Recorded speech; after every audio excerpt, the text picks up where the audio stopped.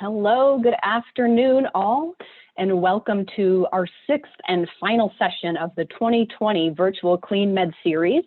Our session today is Clinical Sustainability, Environmental Stewardship at the Bedside. And on behalf of Healthcare Without Harm and Practice Green Health, we are very pleased to bring you this session in partnership with the Yale Center for Climate Change and Health. My name is Shanda Demarest, and I am a member engagement manager with Practice Green Health, as well as a cardiovascular nurse by background. And it is my pleasure today to be moderating this session for many, many folks across the country, so welcome. I also want to recognize my colleague, Dr. Amy Collins, for her efforts in co-developing this session. So thank you for joining us. We would like to thank Kaiser Permanente for supporting our virtual series this year. And while, of course, we're looking forward to future years when we can connect in person, we do recognize the challenges that our communities and, of course, our health professional audience in particular is facing these days. And so that's why we are excited to let you know that CleanMed 2021 will be an even larger all-digital experience. So we'll share more details in the coming months, and we certainly look forward to your participation in a safe, exciting, and virtual CleanMed 2021. So a quick look at our agenda today. Just of note, the session will be recorded and it will be made available to attendees afterwards. In addition, all audience members are on mute. And so if you have questions or discussion you'd like to have during the session, please do feel encouraged to do that in the chat box. Myself and Dr. Amy Collins will be moderating that together. And so it is my pleasure to introduce our colleagues that will be on the line today with us. First off will be Dr. Jody Sherman. And Dr. Sherman is a practicing anesthesiologist and medical director of sustainability at the Center for Sustainable Healthcare at Yale New Haven Health System. She also holds, among many other roles, the associate professor title at Yale School of Medicine and Public Health. Dr. Jonathan Slutzman will also be joining us today, and Dr. Slutzman is a practicing emergency medicine physician at Massachusetts General Hospital and an instructor at Harvard Medical School. Dr. Slutzman has a diverse background in healthcare environmental research and environmental engineering. And joining us virtually today by pre-recorded session, Dr. Cassandra Thiel is an assistant professor at NYU Wagner Graduate School of Public Service, and she teaches in the departments of population health and ophthalmology at NYU Grossman School of Medicine.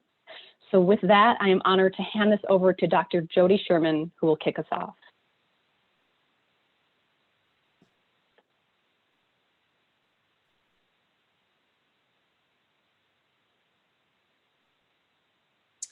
Well, thank you for inviting me to participate in this session. I am a practicing anesthesiologist and have been doing a lot of work in environmental health sector footprinting for the past decade. And we thought it'd be useful for me to start the presentation with a higher level view of emissions and drivers in healthcare sustainability. For disclosures, the Yale Program on Healthcare Environmental Sustainability does receive funds from the Association for Medical Device Reprocessors. So why sustainability in healthcare? Well, pollution is a leading cause of morbidity and mortality globally, responsible for 9 million or 16% of premature deaths annually. Healthcare itself is a leading emitter of environmental emissions. And reducing healthcare pollution can improve the quadruple bottom line, meaning better care for the most people at the least cost and to greatest staff satisfaction. And engaging health professionals, which are respected leaders in communities and globally, around the issue of healthcare pollution prevention can be key for societal transformation by affecting public policy and by touching all the patients that we interact with. So it's important to recognize that globally, the health sector footprint is quite large. 4.6% of global greenhouse gas emissions come from healthcare. That's an enormous enormous quantity of emissions and a big responsibility when our commitment is to first do no harm. The US health sector is an outlier. While only 4% of the global population, we are responsible for about a quarter of global healthcare greenhouse gas emissions. On the left, this is from the Lancet Commission on Climate Change and Health's Countdown Annual Report. We see that per capita healthcare greenhouse gas emissions as a function of per capita GDP, the US is an outlier. The bubble width represents fraction of GDP spent on healthcare. So we spend more than twice as much in the US on healthcare, but we do not have the best health outcomes for that investment. And if we look on the right, these are trends over time. This direction in healthcare is going globally is not sustainable.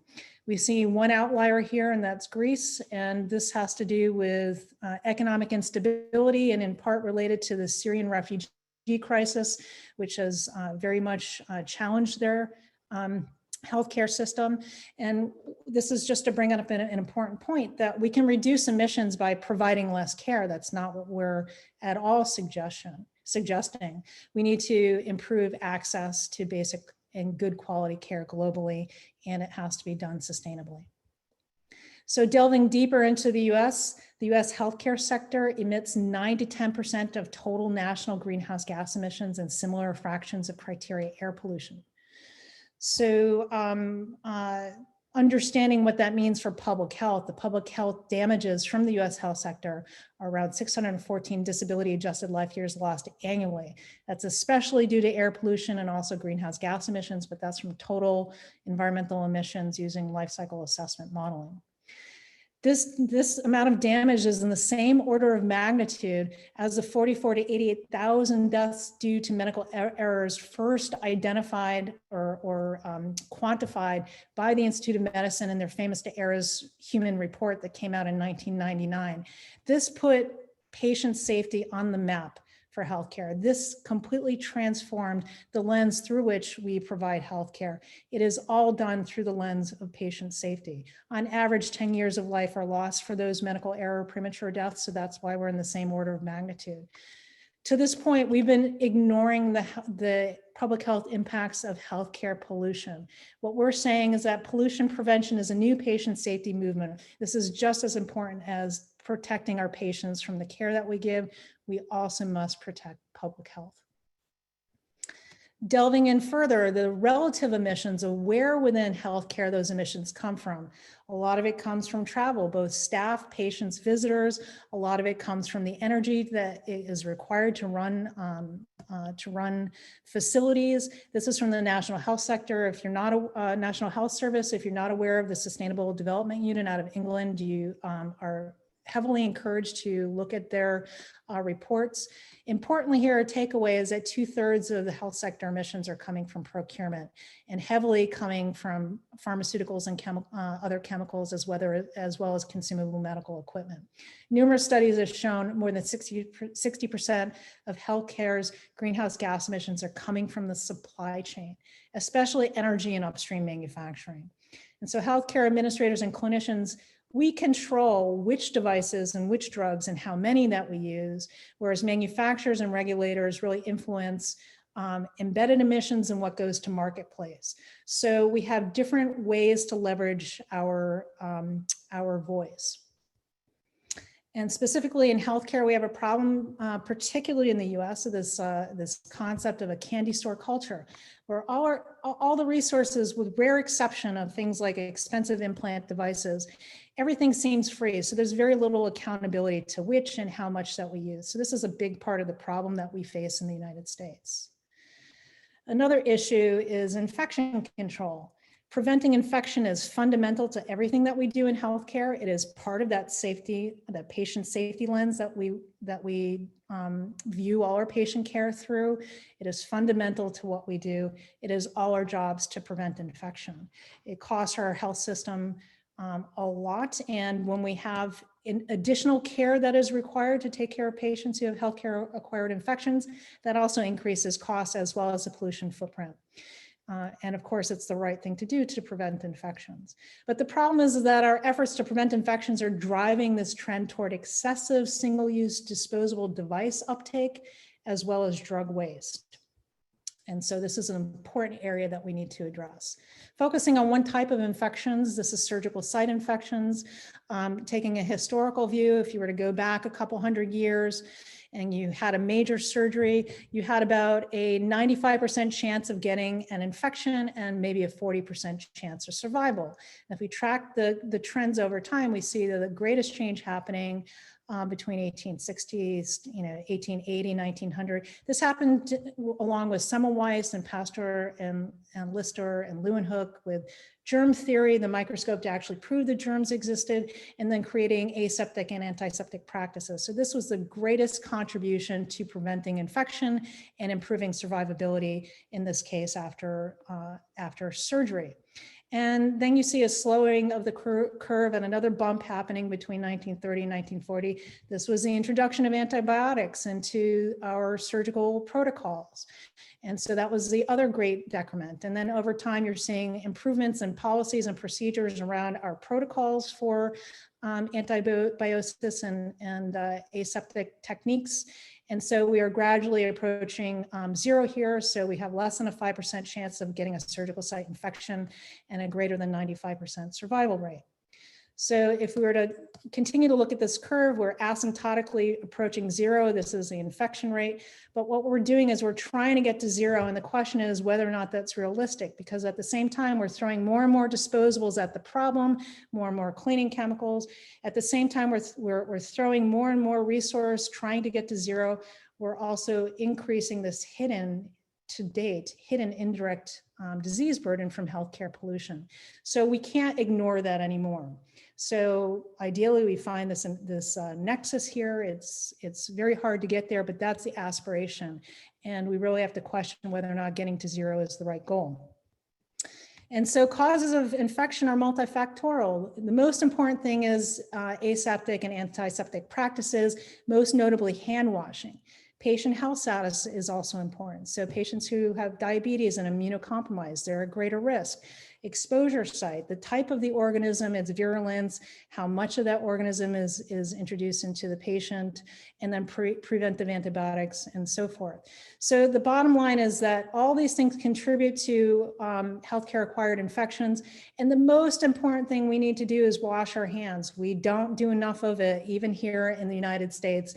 The World Health Organization has a big initiative around this, but we're not going to cure the problem of insufficient hand washing, and we're not going to cure diabetes by throwing more and more disposable devices at the problem. So we really need to look more deeply into those practices. And as we've learned with COVID, we've become so dependent on single-use disposable, not only devices for patients, but our personal protective equipment, or PPE. So here you're seeing reusable and disposable face masks, impermeable gowns or semi-permeable gowns, and in this case, video laryngoscopes, or a type of device we use to put in breathing tubes. We're so dependent on single-use disposables, and with COVID, the supply chain has been interrupted, so decreasing the amount of supplies we can actually obtain. At the same time, we've seen massive surges in demand. And so we've had no choice but to, and the question is why we weren't using more reusables to begin with, which by and large have lower environmental footprints and sometimes are even cost beneficial. But we were caught with our pants down with the COVID pandemic, to the point where we've had to extend the life of reusable devices, and sometimes not so safely. There is a third-party procedure called medical device reprocessing, which is an entire market that can clean and return reusable devices, single-use disposable devices for safe reuse. And in fact, we've had to figure out under the Emergency Use Act how to safely extend and reuse these devices. And we've done so safely, to the point where it begs the question, what's the difference between a reusable and disposable devices if we can reuse disposables, not always, but in sometimes safely? So what is a disposable device? Well, this is actually a label that comes from industry.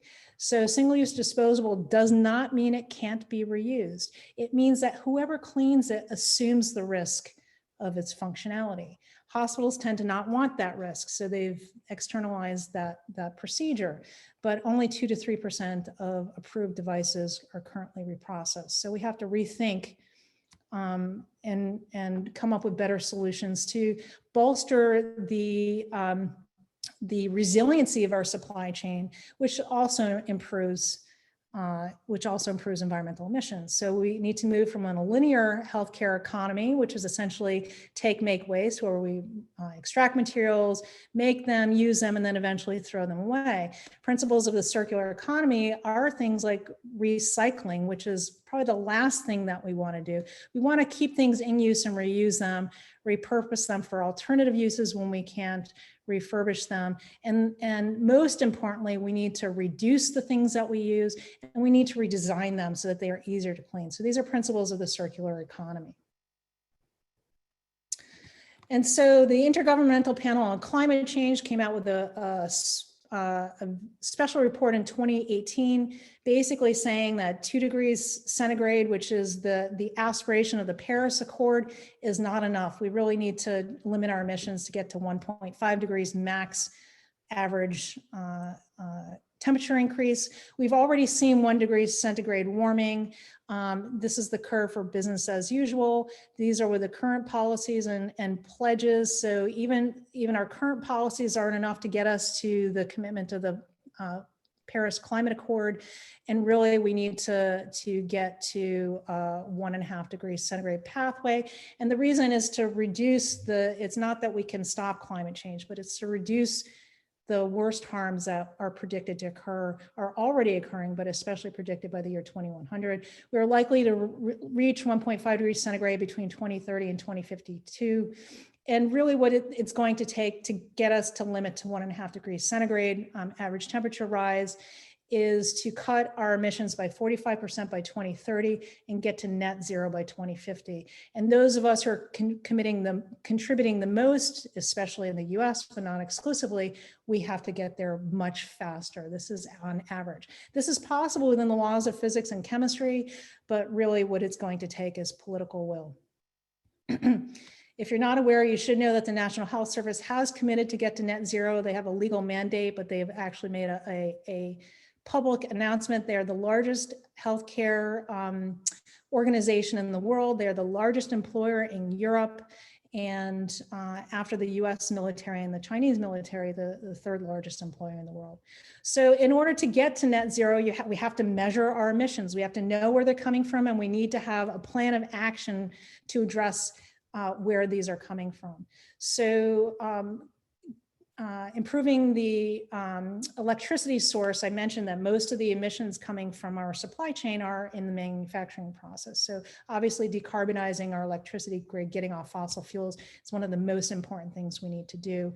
And I invite you to read their report, which is 86 pages and cannot be done justice in this talk. So, but where do we go from here? So importantly, we have to quantify the pollutants from all our clinical activities. We need to include environmental emissions in the total cost of ownership as part of our overall decision-making.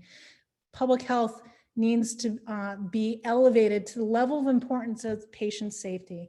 And it has to be right up there with what we mean by quality and value and care. And this needs to be leveraged through accountability, for example, through mandated pay for performance. So the value equation typically used by healthcare managers includes, taken from the triple aim, that the outcomes for patients and populations need to be maximized, financial costs need to be minimized. What needs to be factored in there are environmental emissions and the social costs of care. We haven't even talked about social costs, things like not harming the communities that have the manufacturing plants that make our devices, paying livable wages. So these also so unlivable wages need to be minimized, or the social impacts need to be minimized. So earlier I mentioned the quadruple care. I don't have a picture for that. So famously there's the triple aim, but the quadruple, the fourth leg of that has to do with staff satisfaction, that staff care about these issues. And so a summary of take-home points, not all of which I've been able to touch upon, but that clinicians, we're driving healthcare pollution. We are the ones who decide how much to use, which to use. It is well known, we overdiagnose, we overtreat, we fail to prevent disease. We fail to treat patients at end of life in ways that they want and in ways that are inexpensive and minimize pollution. So that's a big area that we need to address.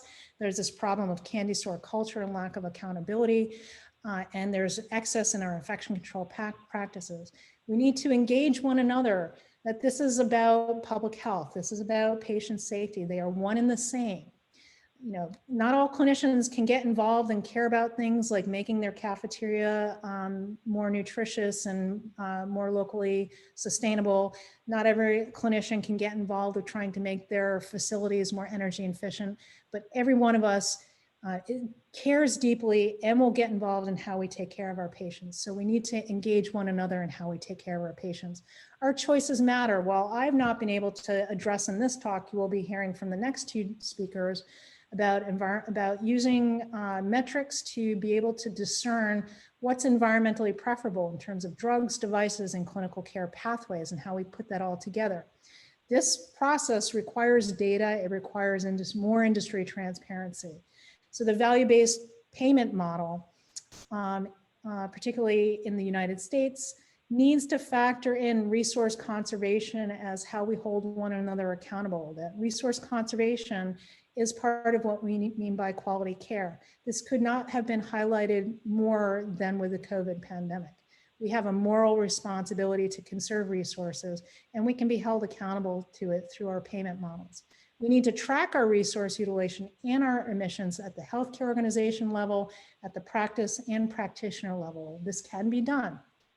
We need to add environmental performance metrics to the merit-based incentive payment system. This is through the Centers of Medicare and Medicaid. This is how we're going to drive change. We need to address public policy and regulatory drivers of waste and disposability.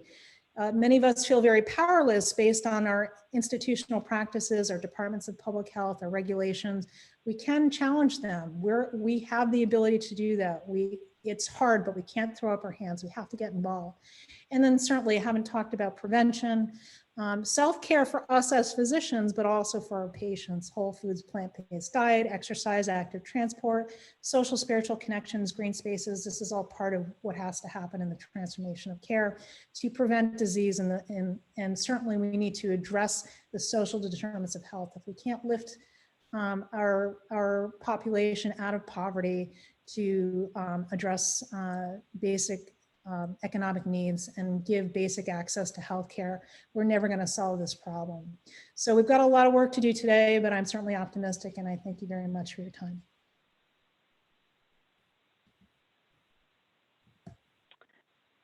Terrific. Thank you so much, Dr. Sherman. We sincerely appreciate it. All right, I am happy to hand over the helm to Dr. Jonathan Slutzman, who will be up next.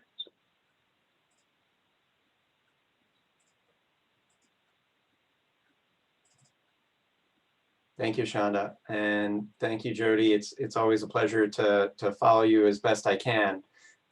So my task here today is to give you the super fast, brief overview of healthcare sustainability science.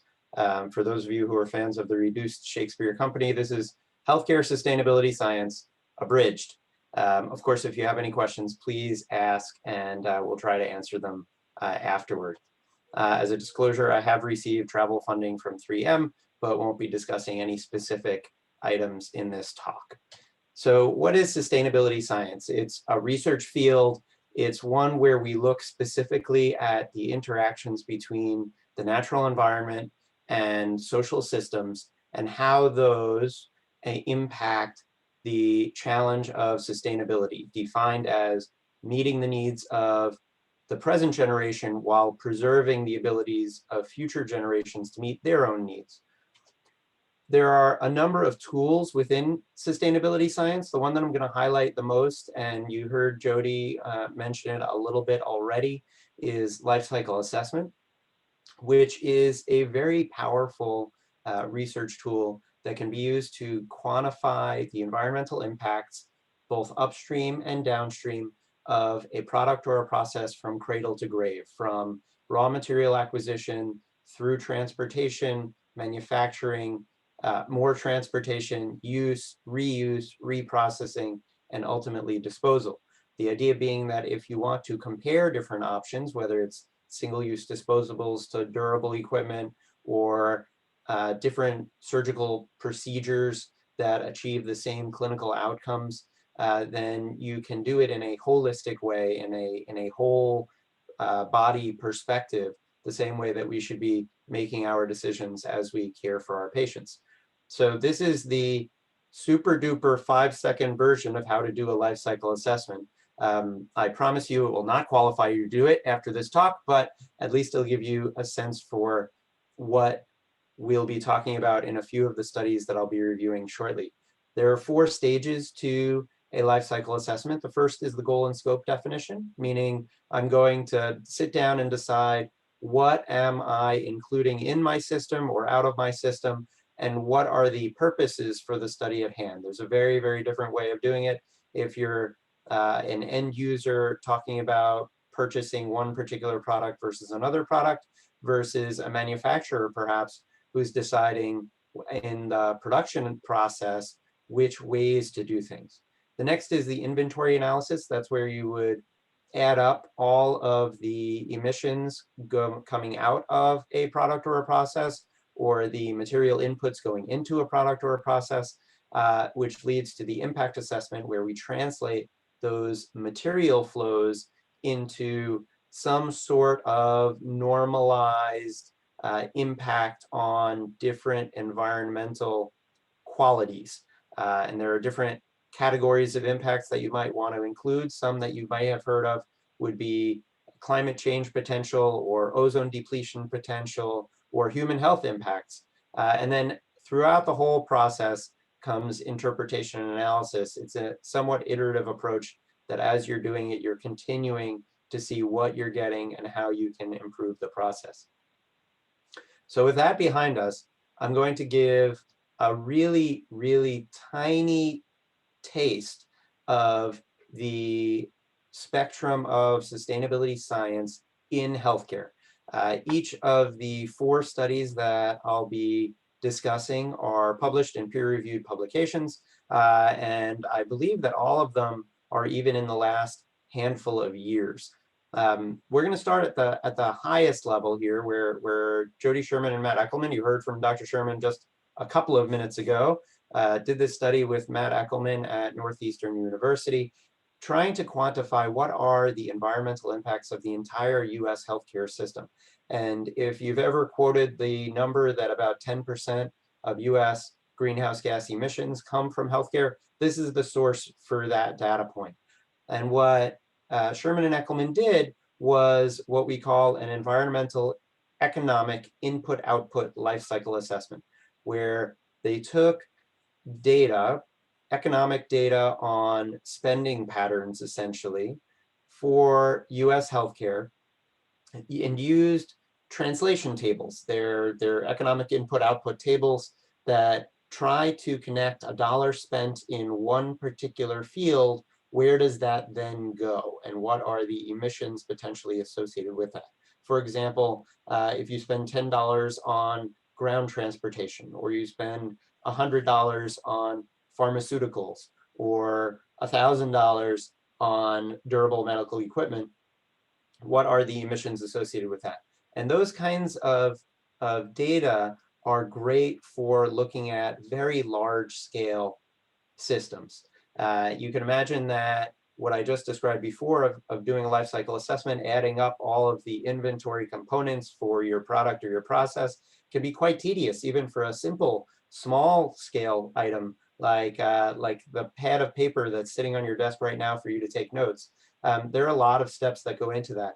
So imagine trying to do that for a healthcare system as a whole. It is prohibitively complex. So that's where economic input-output comes along. And you get these really interesting results where you can look at over time, in this case, the greenhouse gas emissions associated with the US healthcare system as a whole. And what you can see is that for the 11 years that Sherman and Eckelman studied, both the proportion of total US greenhouse gas emissions from healthcare has increased, as well as the absolute number. So a number of industries actually decreased over that time, but healthcare continued to grow, and it shows the extent of the challenges that we in healthcare face. So if you look beyond greenhouse gas emissions and see that there are other output categories or environmental impact categories, you can get these kinds of results where you have an absolute number in some normalized unit. For example, if we look at the, let's say, ODP here is ozone depletion potential. It's measured in kilograms of CFC11 equivalents. And you can see what the healthcare total is versus the national total, and then the fraction that healthcare represents, including the global warming potential up at the top, which is that 9.8, nearly 10% number. So let's move down from what this might have been, let's say the 50,000 foot study, and go down to about 10,000 feet. And here we have a study by McNeil, Lillywhite, and Brown of carbon footprinting of operating theaters. This study was done by some Britons and some Canadians. So they call it an operating theater. Where I come from, they're operating rooms. But this was done looking at 3 different hospitals on 3 different continents: Vancouver General Hospital, the University of Minnesota Medical Center, and the John Radcliffe Hospital in the UK National Health Service. And what they did was looked at the Scope 1, Scope 2, and Scope 3 emissions from the operating room complex at each of these hospitals. It turns out that they're not terribly different in size, so we can compare the numbers closely enough for our purposes. And in Scope 1, they had direct emissions of anesthetic gases. Scope 2 were purchased energy, or they actually moved their on-site energy generation for heating into the Scope 2 number. It made sense for their purposes, and it doesn't change the total, although many people would consider that in Scope 1. And then Scope 3, they considered the supply chain for the operating rooms. And what they did was this hybrid greenhouse gas footprinting study where they applied readily accessible and accepted greenhouse gas emission factors for their anesthetic gases and their energy generation based on grid and fossil fuel burning emissions. And then for the Scope 3 emissions, which are the hardest to quantify, they basically did waste audits and extrapolated to a year of waste generation from the OR, separated into the predominant material, which not surprisingly was mostly a variety of plastics, and then applied emissions factors for those. And what you see is that there are pretty large differences in the greenhouse gas emissions footprints from these 3 different sets of operating rooms, with the number that jumps out the biggest to me is the huge difference in Scope 1 emissions between these 3 hospitals, with Vancouver General and the University of Minnesota being fairly comparable, but the John Radcliffe Hospital being immensely lower. And that is, if you look in the top left table, predominantly driven by 0 desflurane use at John Radcliffe Hospital. It's just not available on formulary. And Dr. Sherman can wax poetic about the benefits of doing that at your own hospital. This kind of a method is really useful for, again, a larger scale study, but you can quibble a bit about that Scope 3 emissions number, which, as I said, is really challenging to quantify. So let's move down from the 10,000 foot level to more of the 1,000 foot level and look at a process life cycle assessment, where somebody would look at the individual components of a product or a process and add that up and get the emissions associated with that. Here we have another study by Dr. Sherman and Ethelman, with Lewis Rabley assisting in the middle there. This is a life cycle assessment and a life cycle costing assessment of laryngoscopes. It's possible that at many of your facilities, you've seen a transition from reusable, durable laryngoscope handles and blades to some combination of disposable blades and potentially disposable handles as well. And as Dr. Sherman said, this is based on the potential for infection control with variable benefits. But let's answer the question of what are the environmental impacts. So the first figure that you see is that the scope boundary of what was included in the study and the different phases of the life cycle assessment that we talked about initially.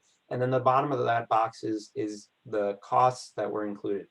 So here we have some results, again, similar to that large scale 50,000 foot total healthcare system study. You have the same impact categories. You're just looking at a different set of options. And this is comparative rather than temporal. So we're not looking at the same system over time. We're looking at different options within a system. And these results are scaled so that the lowest impact is 1 and the others are multiples of that. So you can see that in almost all categories, the multi-use blades and multi-use handles under high-level disinfection have the least environmental impacts, with single-use disposable devices in some cases hundreds of times more impactful on the environment.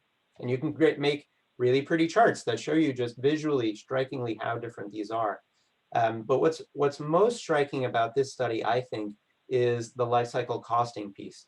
And this chart right here, you're seeing the emissions. So these are greenhouse gas emissions. And then you can go to the next chart, which is the same options in the same order, but here we're looking at the cost. And it's worth noting that the ones that are the most environmentally impactful also happen to be the ones that are the most expensive.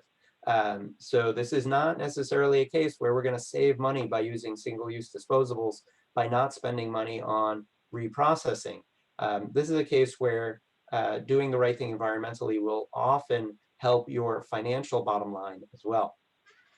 So we've gone from the 50,000 foot level to maybe the 10,000 foot level to the 1,000 foot level. And now we're going to go to ground level and do some dumpster diving. This is from an emergency department waste audit. This is the most recently published of the studies that we're reviewing today. And this is one of mine done with Sarah Sue at Brown and Cassie Thiel, who you're going to hear from in just a minute or so, Mike Mello at Brown, and then I was leading this study.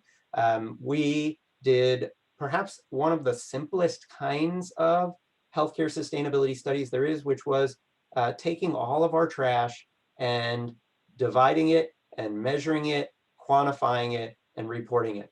And this was the first time that a North American emergency department really did a dedicated waste audit. These numbers represent 100% of the waste generated from our emergency department in 24 hours, with the exception of pharmaceutical waste, which is complicated why we didn't do that, but it's actually a really small number for our facility.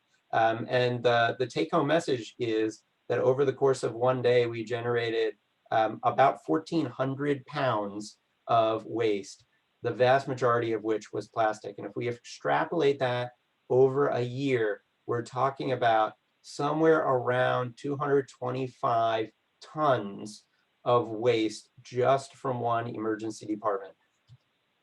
Disposing of that waste for one day, just the disposal, not the upstream impacts, but just the disposal, is equivalent to driving your average car 7,700 miles, which for some people is actually more than a year of driving, is just disposing of one day of our waste. So it can be quite impactful. And then, as you saw from the McNeil study, these waste audit numbers can then be an input for additional footprinting studies. So our key takeaways: sustainability science can identify many things that we can do that can have marginal environmental benefits, and in aggregate can be quite significant. And some of the things we identify can be pretty big on their own. However, these larger scale economy-wide shifts, like Dr. Sherman mentioned, energy source changes in the UK, can have a much larger impact. And that I want you to take away that life cycle assessment is an extremely powerful tool for making these evidence-based clinical procurement and other decisions when it comes to what is best for us environmentally. And with that, I will say thank you and turn it back over to Shonda. Excellent. Thank you so much, Dr. Slutzman. This has been terrific. All right, so now I am eager to get Dr. Cassandra Thiel's session up and rolling here. And so she is not able to join us today, unfortunately, but we will hear her zoomed in. All right. Well, thank you very much for having me. I'm sorry I can't be there in person, but I'm glad to be able to share some of the work that myself and colleagues have done in ophthalmology to work on sustainability in clinical care pathways. Let me click on these slides. So why are we looking at ophthalmology? It's a really interesting specialty. One, they perform a lot of surgeries, and surgeries are resource intensive and quite wasteful. This is just one of my favorite studies. It's from a neurosurgical department out of California, but they monitored how many of their supplies they were throwing out without being used and found it was about 13% of their total supply costs were completely unused. If they could somehow not waste those materials, they would save about $3 million a year in their department. And this is very common across all surgeries, even within ophthalmology. So it's a good area to focus on. Another reason we're looking at ophthalmology is because it's a large specialty. So they perform cataract surgeries, kind of their bread and butter. And basically everyone needs cataract surgeries if you live long enough. It's one of the most performed procedures worldwide. And in the US, we spend a lot of money on cataract surgeries. About half of that spend is coming from Medicare, and cataract surgeries alone account for 12% of Medicare's budget. So this is a really big reach within a specialty. And beyond that, it's actually growing, right? So we have more people, they're getting older, and we're also trying to expand capacity into regions where they previously didn't really have a lot of ophthalmologists or access to eye care. So this has a lot of potential for change, and that was one of the exciting reasons to look at ophthalmology specifically. So what do we know about what's going on in ophthalmology? Well, there was a study that was published in 2013 out of the UK. It was a carbon footprint of cataract surgery. The most common form of cataract surgery in developed countries is called phacoemulsification, or phaco. And so they looked at phacoemulsification and found that it emits about 180 kilos of carbon dioxide equivalents. So these are the greenhouse gas emissions. That's equivalent to a British person living for a week. And this is for a surgery that lasts anywhere from 30 minutes to an hour typically. Over half of those emissions were coming from procurement of supplies, which is not surprising for those of us who study life cycle assessments or carbon footprints of surgical procedures. A lot of the footprint comes from the supplies. And of course, in the UK, similar to the US, a lot of those supplies are single-use and disposable. So this led to some interesting thoughts. My first thought was, okay, so we have these developed countries where everything is kind of on the single-use disposable end of the spectrum, but there's got to be other places in the world where that's not the case. Right? These surgeries are conducted everywhere. Not everyone can afford to use supplies in the same way that we do. And so this took me to a healthcare system called Aravind Eye Care. It's in southern India. They're very notable. There's actually a TED Talk on them if you want to learn more about what they do. They really developed out of a financial efficiency model. So their founder initially thought, if McDonald's can make hamburgers so cheap for everyone around the world, why can't we make cataract care just as cheap for everyone around the world? So their mission is really geared at providing eye care for people who can barely afford it.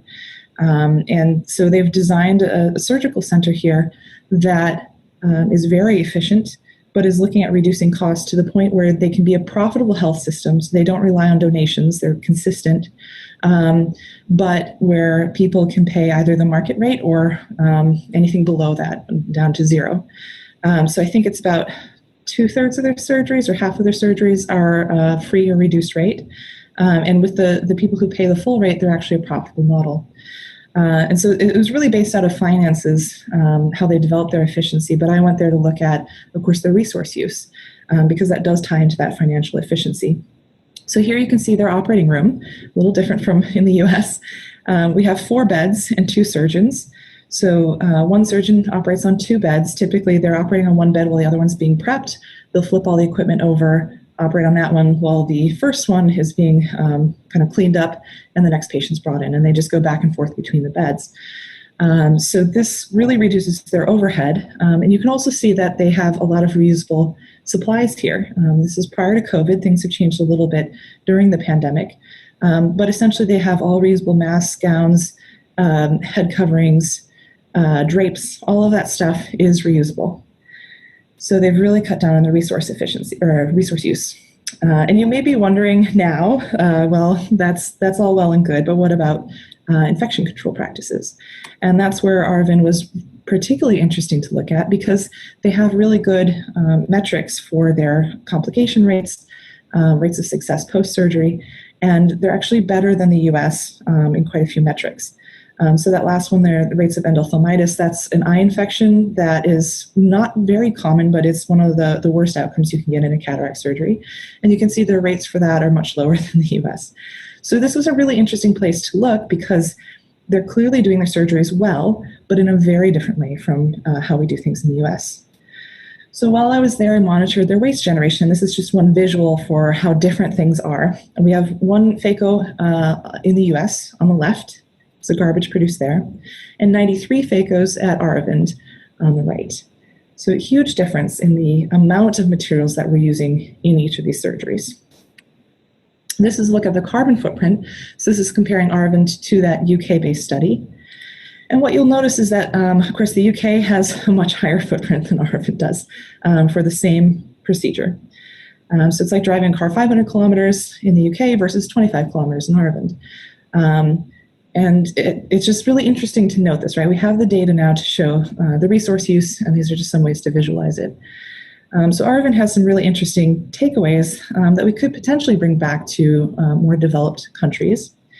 The first one is really about their physical layout. So they paid very close attention to setting up their operating rooms in a way that would optimize for the surgeries themselves.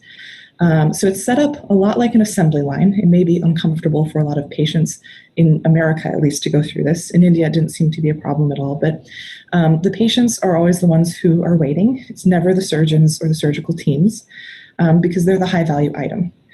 So patients are kind of ushered through the system. They're given their preoperative drugs. They're go through anesthesia prior to going to the operating room. They are led into the operating room and let out. But the surgeons always have someone available to operate on. And it's part of that is the physical layout, the flow of the patients through that system. They also engage in what's called task shifting. So this is basically they've trained a lot of young women, actually. There's a different story on that end of the spectrum, but young women from the community are trained up basically as nurses. They call them mid-level ophthalmic professionals. And they handle a lot of these other tasks so that the surgeon can focus just on cut-to-close surgeries. So the woman in the center here is their scrub nurse. The two in green, in the darker green, they're the ones bringing the patients in and out. They do the preoperative work and the postoperative work because you don't necessarily need a surgeon to do those things.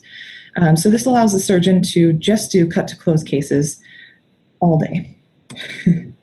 Standardization is another thing that Aurovend has gotten very good at. They've standardized, of course, the pathway steps for the patients. So every patient's doing the same thing all the way through the surgery. They've standardized their instrumentation. I think this is really important because in the US, we see a lot of variability in what materials are used during the surgery, even if we have custom packs or standardized kits. So every surgeon might use a different proportion of those things. And even for reusable items, that can lead to a lot of wasted effort because we have to clean the whole kit, even if it's not used. So Aurovend has standardized those instrument trays, and pretty much every surgeon uses almost everything that's in there every time. Which leads to this third part of standardization, which is the surgical approach. So there's very little variation between surgeons on how they operate, which means it could be a little bit boring for the surgeons themselves, right? They're able to do the surgery in about 5 to 10 minutes instead of the half hour to an hour it takes here. So you can imagine if you're operating on 40 people a day, doing the same procedure over and over, it could get a little bit boring. But the benefit of that is that everyone on the surgical team knows exactly what's happening. And with that standardization, I think that actually improves your outcomes as well. Another thing they focus on, of course, is reducing their waste. Waste is just money thrown out the door. And to do this, they maximize reuse. And that includes their drugs. Their drugs are all multi-dose, so they're not throwing out partial bottles. They're using them on multiple patients as long as they're safe. And they're able to basically reduce how much garbage they're producing and also minimize how much material they're bringing into each surgery.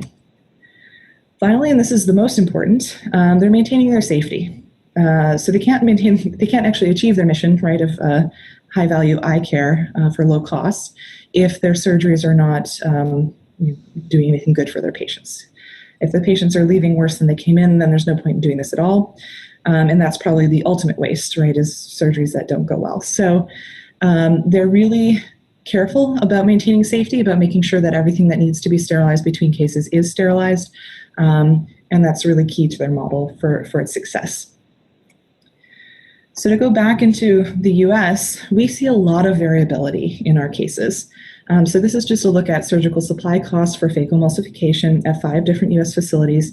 And you can see a wide range in costs of supplies, whether it's kind of the purple stuff on the bottom, which are the single-use supplies, or if it's drugs or the IOLs, the intraocular lens that they're replacing the cataract with.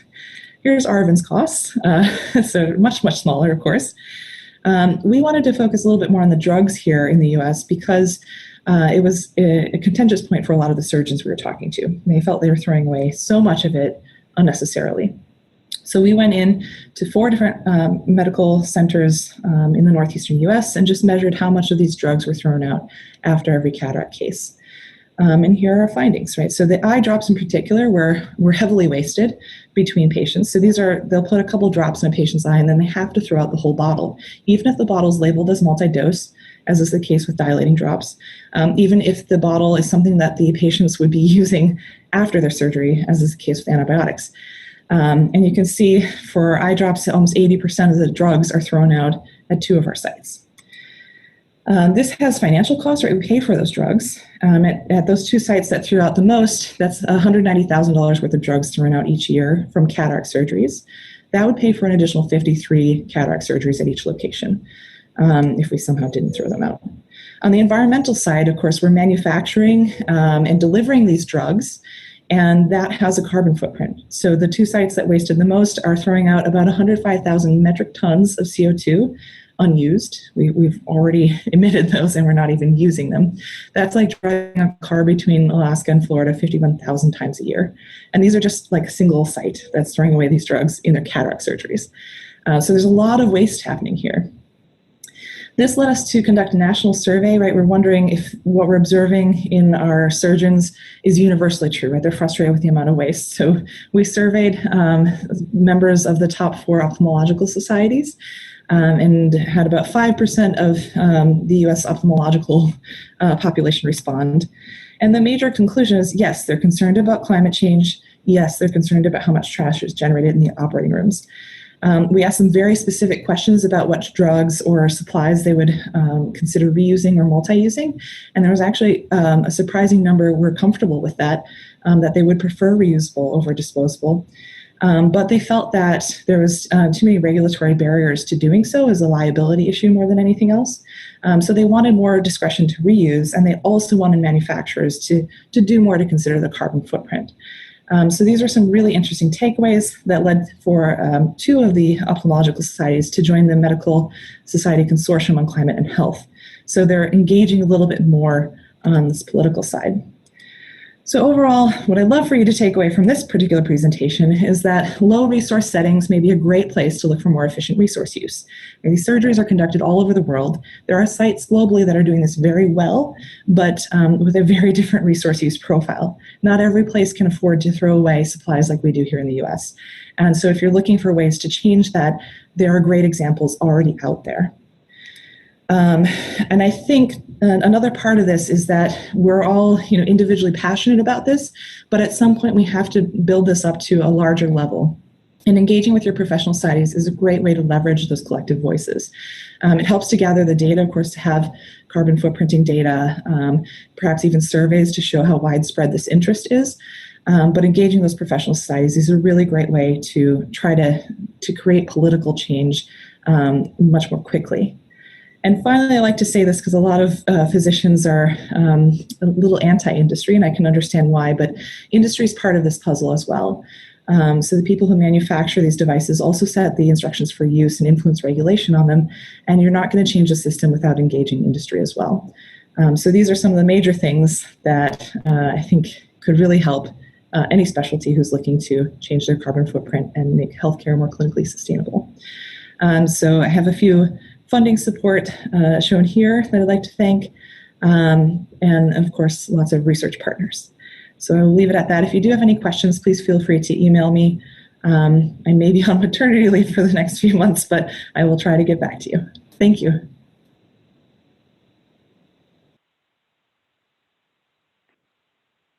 Fantastic. And apologies again for not having Dr. Cassandra Thiel in person with us, but we are very grateful that she was able to do that ahead of time. All right, so as we close out the session here, we really only have a short moment to do a Q&A, and so I want to open up the question for maybe a 60-second answer for each of our panelists on the line. How have you been able to incorporate environmental sustainability into your relationships with patients or colleagues to really spread this as part of the culture within your health system or roles with other organizations? So that culture and that relationship component, maybe 60 seconds each. Happy to go first. As an anesthesiologist, it's less a conversation I have with my patients. It's just not something that comes up, but I have it every single day with my colleagues. And basically, my observation has driven every single research question that I've addressed. Just as an example, the question about reusable versus disposable laryngoscopes that came about because there was a sweeping trend toward disposable laryngoscopes that was not evidence-based. It came from a loophole in the regulations and how it was interpreted by the Joint Commission. And so after doing not only LCA looking at the emissions and costs, I also had to do a careful review in the infection control literature, and there was nothing to substantiate the transition. So that has been an ongoing battle, and that is just one device out of thousands. But it's a conversation I have every day. I work in a teaching institution. Every day my residents are drilled on both resource conservation and environmental preferable practices where we have data. In my specialty, because of my research collaborations, we have a lot of information, but that's not true of many specialties. Thank you, Dr. Sherman. I would add that it's challenging in the emergency department to have long conversations about topics that are not directly germane to the care at hand, but with my patients, certainly patients who come in with asthma exacerbations or respiratory illnesses or heat exposure or plenty of other conditions, I'll frequently mention that, if you're wondering why this is happening, allergens are a lot worse now than they used to be, and heat exposure is an important factor. And then certainly with my colleagues, both on the clinical side and the administrative side, I have conversations at least daily about the environmental impact that we have and how it's harming our patients. So it's a big factor in our clinical care. Thank you so much, Dr. Schlutzman. So as we wrap up here together, everyone, I just want to share gratitude again for my colleague, Dr. Amy Collins, in the preparation for this session. Of course, our presenters today, Dr. Jody Sherman, Dr. Jonathan Schlutzman, and Dr. Cassandra Thiel. And if you're interested in learning more, check out these websites and resources, especially the Physician Network and the Nurses Climate Challenge. And as a reminder, this session will be posted on the website linked below. And if you have further questions after this session, feel free to reach out to either myself or Dr. Amy Collins. Thank you again for joining us all during this challenging time in healthcare. We are so grateful to have so many allies in this work. Stay safe, stay healthy, and thank you all. Bye now.